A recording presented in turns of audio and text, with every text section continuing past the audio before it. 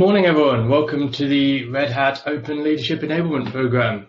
We're going to be talking today about inclusivity, what it is, why it matters, what the benefits are, how to do and facilitate it. My name is Tom Geraghty, and I'm a transformation lead with Red Hat Open Innovation Labs, and I'm really pleased to be talking with you this morning. So we'd like to have a bit of interaction and engagement this morning, so please head over to this link or scan the QR code on your phone or your mobile phone to go to the poll and get involved. We'll get some interaction going. This QR code and the link is on each slide as well, and I think it's also going to be in the chat, so don't worry if you missed this slide or you need to access it again. Thanks to Carrie for last week's presentation as well about open leadership and in introducing us to the concept of transparency, inclusivity, collaboration, community, and adaptability. Today, as I said, we're going to be focusing on inclusivity, making sure everyone's voice is heard. We're going to be talking about how inclusivity helps an organization and people reach their true potential and how inclusion is the fundamental basis to ensure everyone in the organization feels safe to be their true selves and why that matters so much. So first of all, on the poll, I'd like to hear from you about what you feel inclusivity is. What does it mean to be inclusive? What does inclusivity mean to you and your organization? Maybe think about organizations that aren't open or inclusive, where people lack channels for providing feedback or learning about projects and activities. Let's take a look at some of these words. We've got capacity. Great. Yes, there's huge capacity for innovation and improvement. New everyone. I love that. Acceptance, yes, acceptance, and consideration. Colored people, women, yeah. So we're talking about diversity as well. We're going to talk about diversity a bit soon and how that relates to inclusivity. This is fantastic. I love this. It's moving quite quickly though, so I can't read them all. That's fantastic. Accepted, normal. That's interesting. Younger, abnormal, yeah. Barriers, yeah, so these are great. These are absolutely fantastic. Keep going with that. So, yeah, we're going to move on to talking about how inclusivity relates to diversity, which I think has been really accentuated here in these words. We can see the real diverse natures of people in an organization coming out in this page. So when we talk about inclusivity, we should clarify something. Being inclusive is not the same thing as being diverse.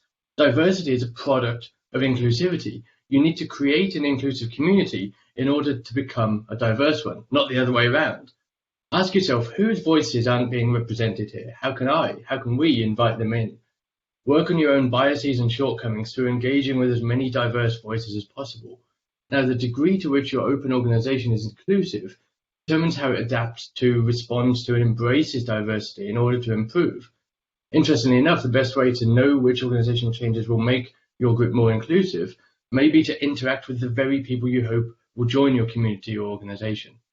Also, ideally, inclusivity and diversity should have no limits in your organization. The more inclusive you are, the more variance you'll be able to introduce in the organization.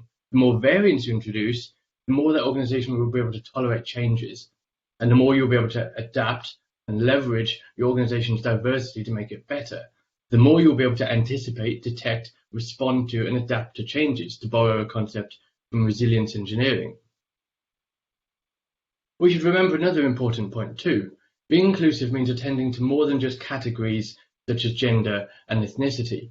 Gender and ethnic diversity are absolutely crucial to an organization, of course, but they're not the only two factors that influence your organization's relative diversity levels. Your organization should strive for people from different cultures, different parts of the world, different backgrounds, different skill sets or ability levels, neurodiversities, and living in different social realities for it to be really diverse. We're all different, and it's our differences that provide us with strengths when we come together as a group. I was diagnosed with dyspraxia as a child, which meant I was a bit clumsy, uncoordinated, and I took a lot longer than others to learn how to speak properly. But with that comes a lot of strengths too. When I'm in a wider group, I'm good at thinking conceptually. And I also have an appreciation for how difficult it can be for other people who are struggling, for whatever reason, to speak up. Because for a lot of my childhood, I couldn't speak up. So being deliberate about learning from the various cultural groups in your organization can help you to discover just how biased or partial some aspects of your organization really are, and what you can do to improve them.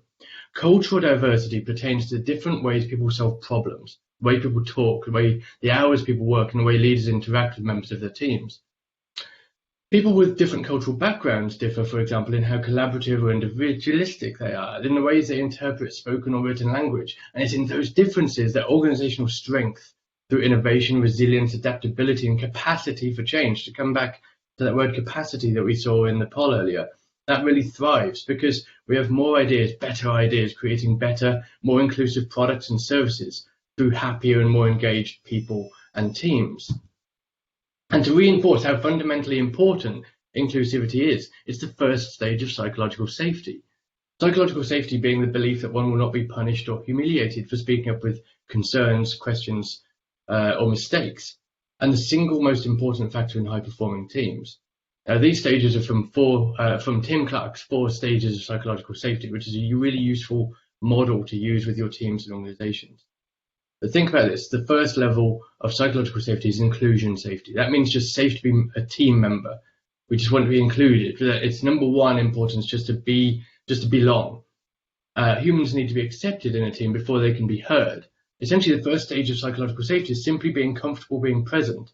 We need people, all the people in our organization, to be comfortable being present without fear that they're an outsider.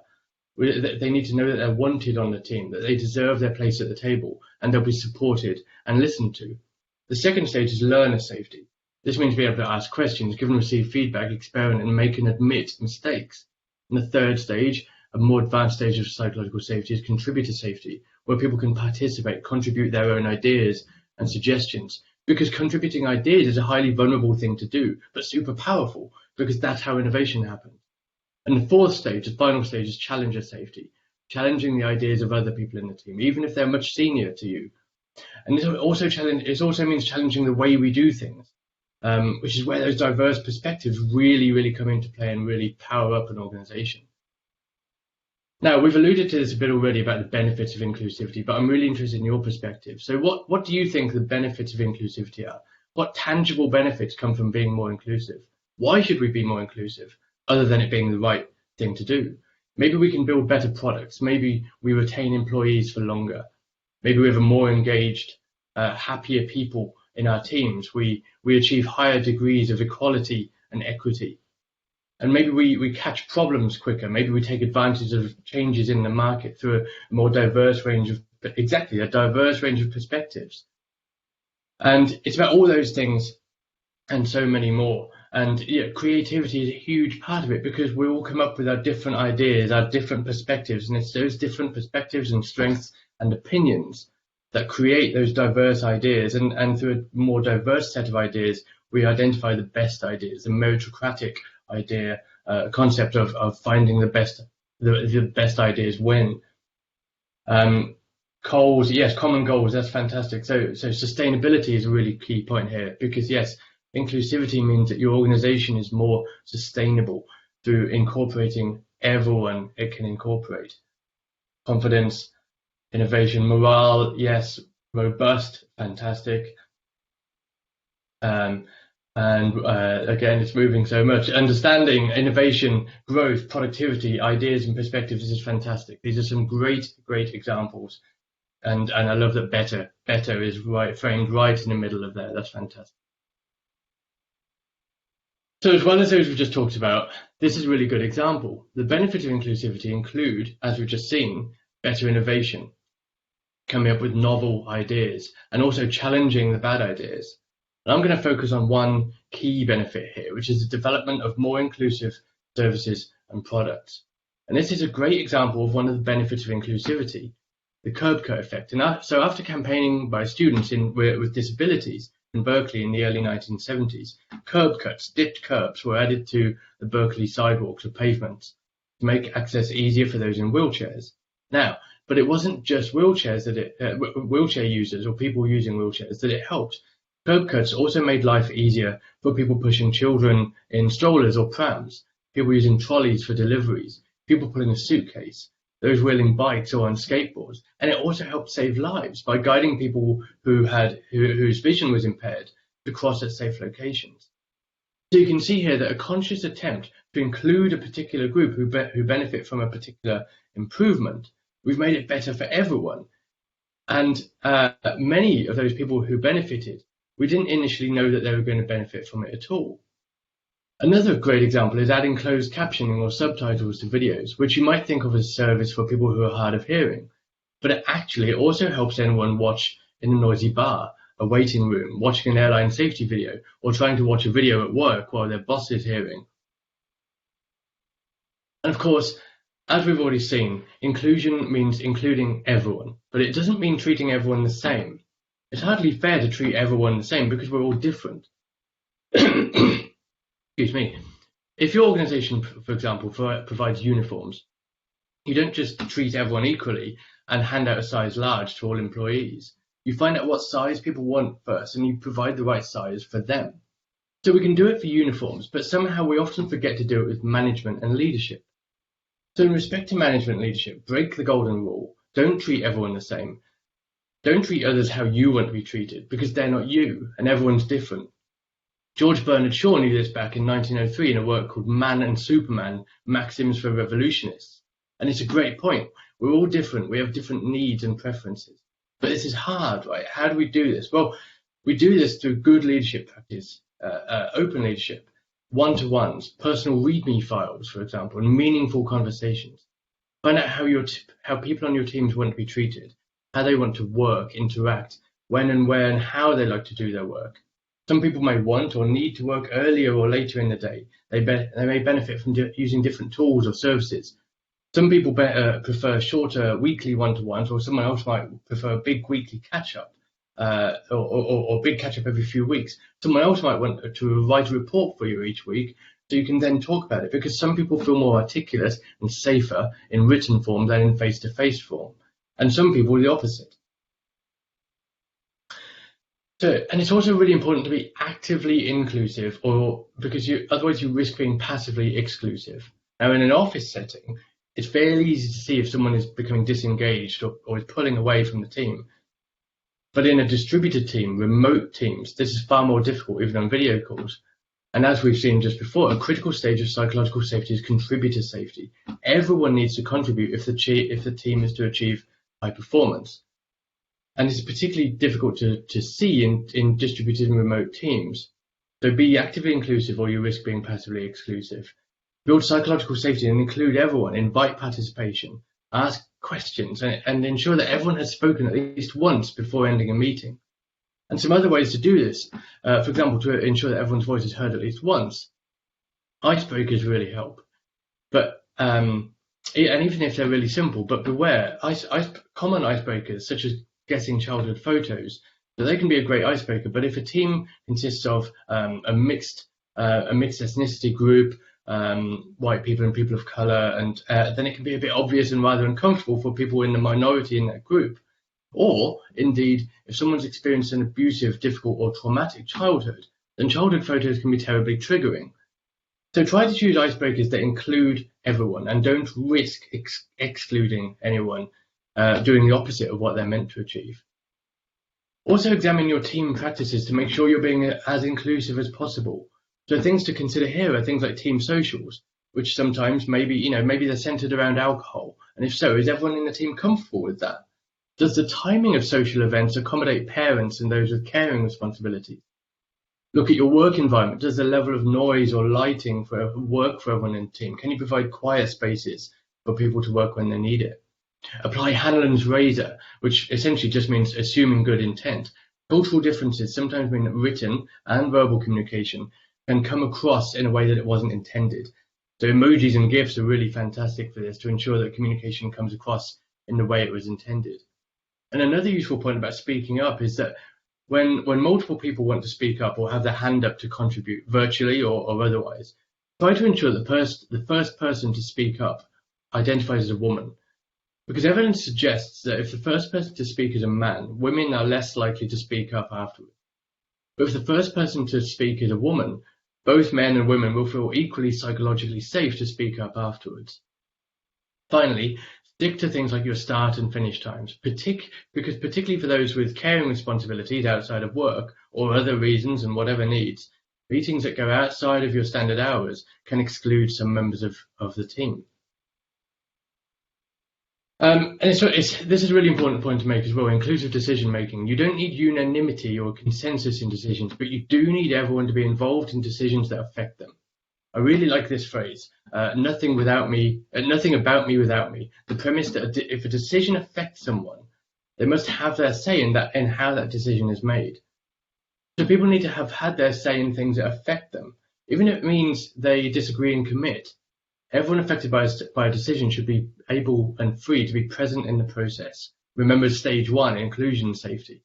And after that, good discussion takes place and people are able to ask questions, stage 2. And ideas are suggested, stage 3, and perspectives are shared, opinions are noted, and ideas are challenged. And that's the stage 4 level. And so the open decision framework, where everyone affected by a decision is free to have their say, also means decisions are longer to take, but once they are made, they stick. People get behind them with more vigor, more energy, and people are more likely to commit, even if they disagree with a decision. So if people haven't had a say in the decision they disagree with, getting people to act on that decision can be really challenging, to say the least. People aren't motivated to deliver something they don't believe in. Now, the huge bonus here is that the slow bit of decision making is not really the deciding itself, it's the execution of the idea, of the decision, the execution. By utilizing the open decision framework, we're making the execution happen much faster and more effectively through the power of engaged, safe, motivated, included people. As Deming once said, decide slowly, but act quickly. Now, this is a really important point. We're humans and we're tribal. We can't help that. We feel safer and more connected to other people when we share things in common. That means we automatically feel more connected to family, to people from similar backgrounds, languages, disciplines, and organizations. We feel part of our family tribe, our team tribe, our organization tribe, and our country and world tribes. But the bigger and more diverse those tribes are, the more difficult that connection can be. So creating a set of shared values for a team not only provides a framework to help us understand how we should act, prioritize, how to work, how to communicate and stuff in the team, but it provides us with a common tribal identity. Now, it's your job as a leader to create an environment where the culture and your team values are so obvious that you feel them when you walk in the door. Your team culture and values should be saturated so deeply and embedded in such a way that the default response to any situation is to make a choice that is aligned with those inclusive values. So we can see that creating a set of shared values aids hugely in cohesion and unity. We share the same values and behaviors, thus we're in a tribe. It's partly through these shared values that we can elevate ourselves above those other differences. And the Universal Declaration of Human Rights, as you can see here, is a great example of this at a global level. We're all members of the human tribe, and we all share these common values such as equality before the law, freedom of expression, and the right to education, work, and rest. So, of course, organizations also generally have a set of shared values too, just like our Red Hat values of freedom, accountability, courage, and commitment. So whether or not your organization already has a set of shared values, running something like a shared values and behaviors workshop with your team to distill and surface those values is a really powerful way of creating and embedding these within your team and organization. And as I said before, it's your job as a leader to create an environment where the culture and the team values are so obvious that you see and feel them the moment you're in the organization, virtually or physically. And psychological safety can only truly exist in an inclusive culture. And a truly inclusive culture requires a psychological safety to speak up against non-inclusive behavior and speech. One of the most powerful aspects of psychological safety in a culture of inclusion is that communities are self-policing, self-governing. Poor behaviors and bad decisions get called out and addressed before they become a problem. So in any team, indeed any organization or society, inclusion is crucial. We must never reject others for being different. We must make constant effort to deeply empathize with the life experiences and perspectives of others in the group. This will often mean challenging our own beliefs and our own perceptions, and it's via this behavior that true inclusion manifests, where everyone is welcome, everyone feels free to be their true selves, and we all enjoy psychological safety. And psychological safety doesn't include the safety to do whatever you want. Indeed, it's the opposite. It means working hard to ensure that your actions and your speech help to ensure a safe environment for everyone, a truly inclusive environment. If everyone's voice is heard and everyone feels able to contribute their ideas, their suggestions for improvement, and challenge authority without fear, that's where true innovation happens and keeps on happening. It's a leader's job to ensure that team values and culture are held in the highest regard, and that everyone on the team feels safe. Safe communities will be more inclusive, and more inclusive communities will possess greater safety. So it's a virtuous cycle, a positive feedback loop that will keep on improving and developing over time. So to find out more about inclusion, open organizations, and psychological safety, head over to some of these links on the right. The first one is a great article by Amy Edmondson of Psychological Safety fame. And the second article is an article by Roger Klein in the British Medical Journal.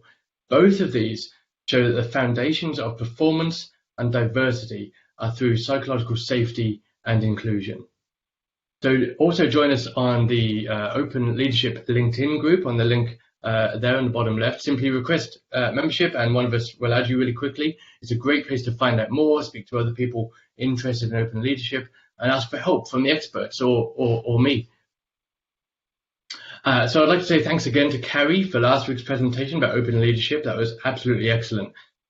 So today, in the Open Leadership Enablement Program, we focus on inclusivity, making sure everyone's voice is heard, what inclusivity is, why it matters, what the benefits of it are, and how you can foster inclusivity in your organization. Next week, Dabnor Shah is going to talk about transparency in an open organization, what it looks like, how to facilitate transparency in the organization. I'm really looking forward to it, and I'll definitely see you there. So thank you so much for your time today. Please do get in touch with any questions, comments, or if you'd like to follow up on anything you've heard. I'm now going to head over to the LinkedIn group for some Q&A and maybe grab a coffee as well. So thanks again, and I'll see you next week.